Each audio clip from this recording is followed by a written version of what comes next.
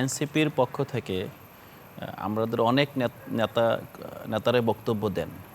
সবাই তো আর আপনার এভাবে উস্কানিমূলক বলবো না, তাদের ভাষায় বক্তব্য দেন না। এখন কিছু কিছু ক্ষেত্রে নাসিরউদ্দিন পাটোয়ারি কিন্তু অনেক ভালো ভালো কথা বলেন।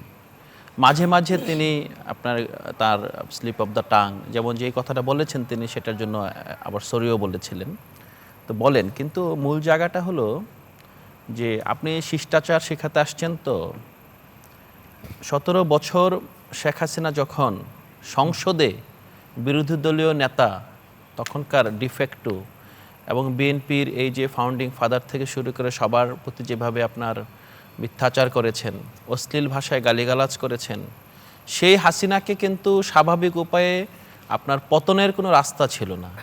যখন আপনার এই যে তরুণ প্রজন্ম একটা পর্যায়ে দিকবিদিক জ্ঞান শূন্য হয়ে, রক্ত দেখে হিতাহিত জ্ঞান শূন্য হয়ে অশ্লীল ভাষা প্রয়োগ করলো, তখন কিন্তু হাসিনার মসনদ নড়ে যায়। তো অশ্লীল ভাষাটাকে প্রমোট করছি না, এখন তো হাসিনা নাই, তাহলে গালিগালি তো থামবে। হাসিনা নাই এটা কে বলছে? হাসিনা তো আছে। আমাদের হাসিনা ব্যক্তিগতভাবে চলে গিয়েছে, কিন্তু হাসিনা যে সিস্টেম রেখে গেছে, হাসিনা যে কালচার রেখে গিয়েছে, এই কালচার থেকে কি ক্ষমতাসীনরা বের হতে পেরেছে? ঝিনাইদহ তো নাসিরউদ্দিন পাটোয়ারি কোনো খারাপ বক্তব্য দেন নাই। আলাউদ্দিন ভাই, যে শেখ হাসিনা নাই, তাহলে কি শেখ হাসিনার সিলসিলা বা তার আচরণ, এই যে গণতান্ত্রিক আচরণ, এখন আপনি বলতে চান যে বিএনপি ক্ষমতা আছে তারা এগুলো ধারণ করছে? ধারণ না করলে শিষ্টাচার শিখাবেন একদিক দিয়ে, আরেক দিক দিয়ে মাইট দিবেন। একটা ছেলের চোখ নষ্ট হয়ে গিয়েছে, ছাত্র শক্তির কলেজ ছাত্র, আপনি এটাকে কি দিয়ে জাস্টিফাই করবেন? নাসিরউদ্দিনের কথায় কার চোখ গিয়েছে? আপনি যেটা বলেন যে হ্যাঁ চামড়া মোটা, গণতন্ত্রে চামড়া মোটা করতেই হবে, আপনাকে মত প্রকাশের স্বাধীনতা দিবেন না?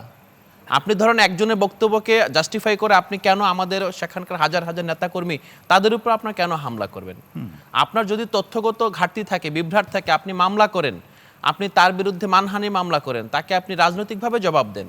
এই যে আপনার এই বিএনপি সরকারের প্রথম 144 ধারা জারি করা হলো এনসিপির মতো একটা নতুন রাজনৈতিক দলের বিরুদ্ধে, দলকে ঠেকাতে গিয়ে, এটা তো বিএনপি যেভাবে আপনার শামসুনার হলে পুলিশ ঢুকে কেলেঙ্কারি করেছে, আমার মনে হয় এই সরকারের প্রথম কেলেঙ্কারি হলো যে একটা পৌরসভার প্রোগ্রামে তাদের দলের নেতাকর্মীরা যখন একটি রাজনৈতিক দলকে, এবং কোথায়, জুলাই পদযাত্রা, এটা একটা শান্তিপূর্ণ জুলাই মার্চ, যেখানে আমরা মূলত জুলাইয়ে বাংলাদেশের জনগণ যেভাবে জেগে উঠেছিল তাদের সাথে রিকানেক্ট করি।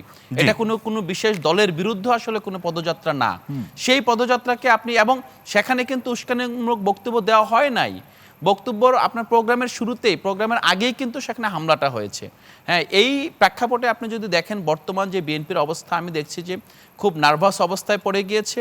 144 ধারা কোথায় জারি করতে হবে এবং 144 ধারা জারি করলে সেই 144 ধারা কিভাবে প্রোটেক্ট করতে হবে, এই জায়গাটা আমরা মনে হয় না যে বিএনপি সঠিকভাবে প্রয়োগ করতে পেরেছে।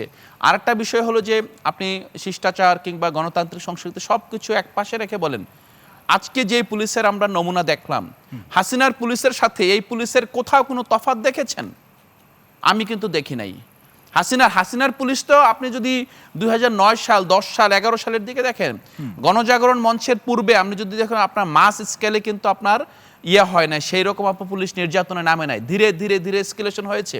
আমরা আপনার সরকারের 6 মাস যাওয়ার আগে যেভাবে 144 ধারা দিয়ে একটি দলকে ঠেকাতে রাস্তাঘাট ব্লক করে আপনার সেই সিলেট অঞ্চলের পুরো মানুষের জনজীবন বিপর্যস্ত হয়ে গিয়েছে, আপনারা বলবেন কয়টা বিরোধী দলের কয়টা না থেকে ঠেকাতে? কিন্তু আলাউদ্দিন মোহাম্মদ, এই জায়গাতে আমি একটা ছোট প্রশ্ন রাখি ভাই, সেটা হচ্ছে যে বিএনপি ক্ষমতায় যাওয়ার পরে সে তো নির্বাচনের মাধ্যমে ক্ষমতায় গিয়েছে, তার জনগণ দেশের জন্য বা রাজনৈতিক সংস্কৃতির উন্নতির জন্য তারা এখন যা করছে, সেই জায়গাতে আপনাদের কোনো মতের ভিন্নতা থাকলে রাজনৈতিক সরকারের সাথে রাজনৈতিক আলাপ আলোচনা হতে পারে, কিন্তু গালি দিয়ে আসলে সে, আপনার যদি গালি দিয়ে বিএনপিকে গালি দিয়ে ঠিক করতে চান, সেটা কি সম্ভব? না, আমরা তো গালিকে জাস্টিফাই করি নাই।